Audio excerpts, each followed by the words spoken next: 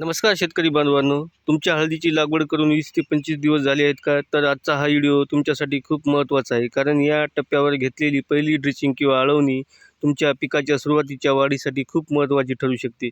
आज मी माझ्या शेतामध्ये पंपाच्या सहाय्याने हळदीला पहिली ड्रिचिंग किंवा आळवणी करणार आहे. या आळवणीमध्ये मी कोणती खते, कोणती औषधे, किती प्रमाणात घेतलेली आहे आणि त्याचे फायदे काय आहेत, आळवणी करताना कोणती काळजी घ्यायची, हे सर्व आज आपण या व्हिडिओच्या माध्यमातून बघणार आहोत. मित्रांनो, व्हिडिओ शेवटपर्यंत नक्की बघा. सगळ्यात आधी मी एक गोष्ट स्पष्ट सांगतो शेतकरी बांधवांनो, मी कोणत्याही खत किंवा औषध कंपनीचा कर्मचारी नाही किंवा त्या कंपनीची मी जाहिरात करत नाही.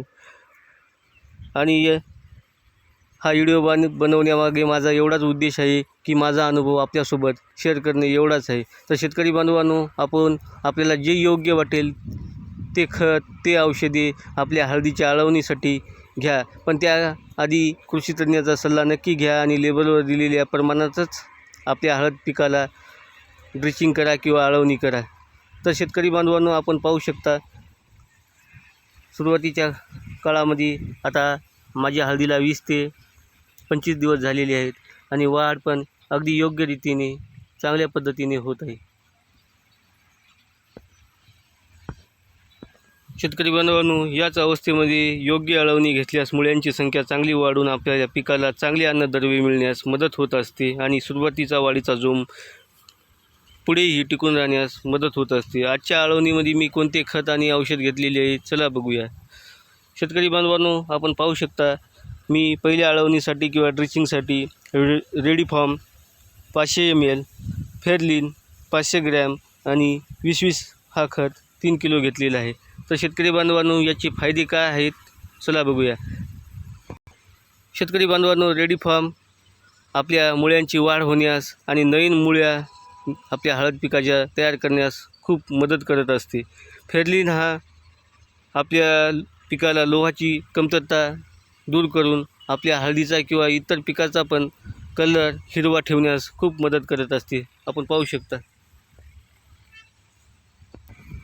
20 खत हा नत्र, स्फुरद, पॉलाश हा आपल्या पिकासाठी अन्नद्रव्ये निर्माण करत असतो आणि चांगल्या रीतीने आपल्या हळद पिकाची वाढ करण्यास मदत करत असतो.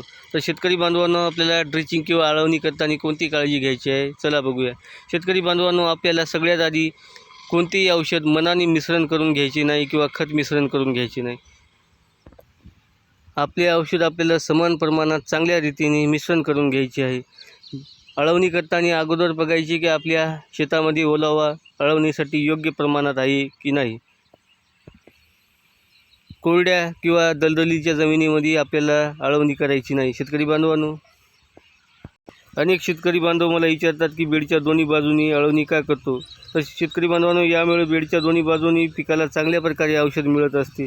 पाणी आणि औषध मुळ्यापर्यंत समान प्रमाणात जात असते, त्यामुळे मुळ्यांची चांगल्या प्रकारे वाढ होऊन पीक अधिक जोमदारपणे आपल्याला पुढील काळात मिळत असते. शेतकरी बांधवांनो, लक्षात ठेवा, चांगल्या उत्पन्नासाठी आळवणीसोबत पुढील पाणी व्यवस्थापन, खत व्यवस्थापन हे पण तितकेच महत्त्वाचे असते. तर शेतकरी बांधवांनो, आज मी माझा हळदीच्या आळवणीचा पहिला अनुभव आपल्यासोबत शेअर केलेला आहे.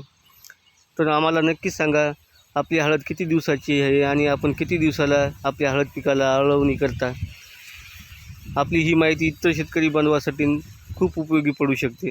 तर शेतकरी बांधवांनो, हा व्हिडिओ आवडल्यास व्हिडिओला लाईक करा, शेअर करा आणि आमचे प्रगत शेतकरी यूट्यूब चॅनल सबस्क्राईब करून बेल आयकॉन दाबायला विसरू नका.